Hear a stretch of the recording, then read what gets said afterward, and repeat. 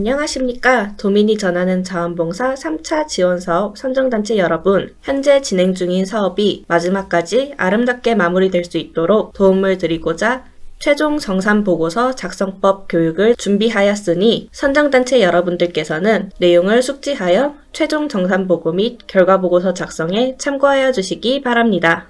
그럼 지금부터 최종 정산보고서 작성법 교육을 시작하겠습니다. 먼저 최종 정산 및 결과보고서 작성법입니다. 정산보고서를 작성하실 때는 반드시 단체명과 사업명이 올바른지 확인해 주셔야 됩니다. 제출해주신 교부 신청서와 정산보고서가 단체명, 사업명이 다르면 안 되시겠죠? 집행 잔액은 사업이 마무리된 시점에서 통장 정리 후 잔액을 확인하여 작성해 주시면 됩니다.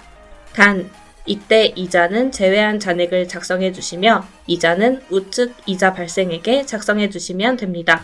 마지막으로 날짜와 직위는 필수이니 확인 부탁드립니다. 사업의 필요성에는 해당 사업이 지역사회에 필요했던 이유를 제출하신 사업계획서를 참고하여 작성해 주시면 됩니다. 사업의 성과는 진행했던 홍보 방법, 협조해준 협력기관, 실제 활동한 활동 내용을 포함하여 이 사업을 통해 지역사회에 어떤 영향을 주었는지를 작성해 주시면 됩니다. 향후 계획은 이 사업이 종료된 후에도 어떤 활동을 이어갈 것인지, 이 사업을 통해 이뤄낸 성과를 어떻게 지속할지를 작성해 주시면 됩니다. 계획 대비 세부 추진 실적에서 사업계획은 제출하신 사업계획서를 토대로 세부 프로그램별 계획된 실적을 작성하시면 됩니다.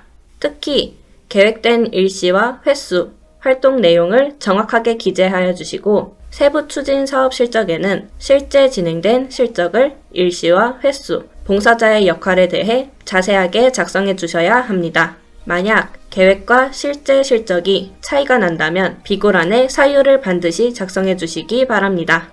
예산 집행 결과에서 비목과 승인액은 사업계획서를 기준으로 하며 집행액은 실제로 집행된 금액을 작성해 주시면 됩니다.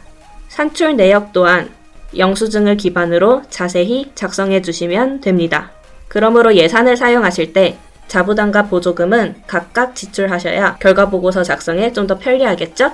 발생된 이자 혹은 기타 수입의 경우 하단의 추가 발생분 부분에 별도로 작성해 주셔야 되니 유의하여 주시기 바랍니다.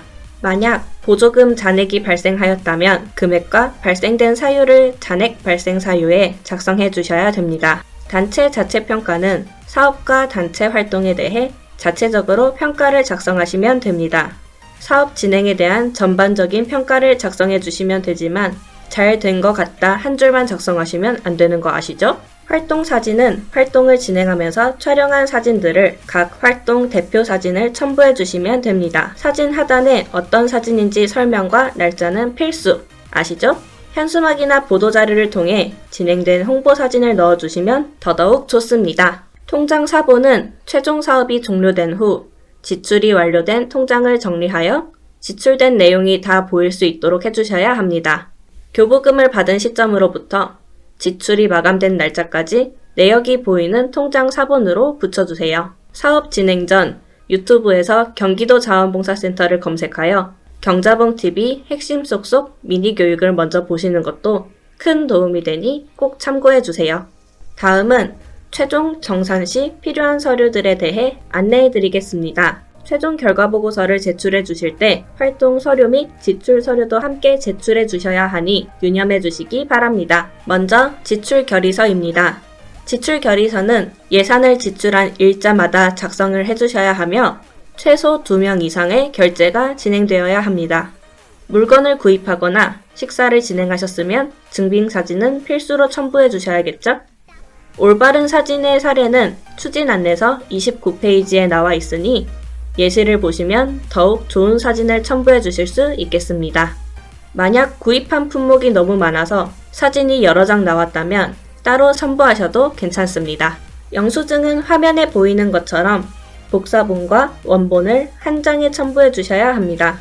영수증 원본의 잉크가 휘발되어 내용을 알아볼 수 없는 경우가 종종 발생하기 때문에 복사본은 필수이니 참고해 주시기 바랍니다. 그 외에도 추진 안내서 22페이지를 보시면 다양한 지출 참고사항이 있으니 사업을 진행하시기 전 꼼꼼히 읽어보시는 것을 추천드립니다. 만약 사전회의와 사업평가회를 진행하셨다면 회의록을 작성해 주셔야 합니다. 회의를 진행한 사진은 필수이며 다과 구입과 같은 지출이 함께 진행되셨다면 증빙 서류로 회의록은 필수이니 참고해 주시기 바랍니다. 활동 일지는 활동한 일자별로 작성해 주셔야 하며 참석자 칸에는 참여자들의 이름을 작성해 주셔야 합니다. 활동 내용은 봉사자들이 어떤 활동을 했는지 가능한 구체적으로 작성해 주셔야 하며 만약 활동 후 식사를 진행하셨다면 식사 사진은 필수로 넣어 주셔야 합니다.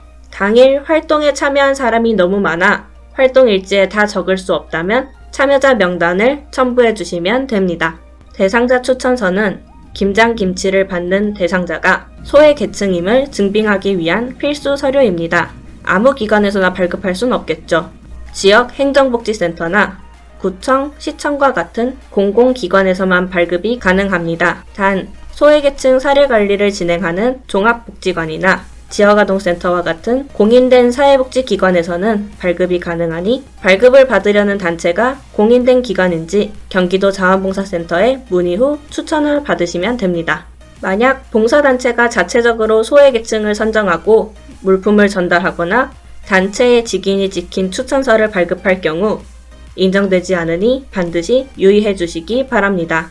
대상자 추천서에 첨부되는 명단에는 대상자의 이름만 작성하시면 됩니다. 생년월일과 주소는 작성하지 않으셔도 됩니다. 대상자를 추천받아 물품을 전달하셨다면 대상자를 추천해준 기관에 물품 수령증을 요청해 주셔야 합니다. 만약 대상자 추천서를 받을 당시 명단을 받지 못하셨다면 물품 수령증을 요청하실 때 명단도 함께 첨부해 주셔야 합니다.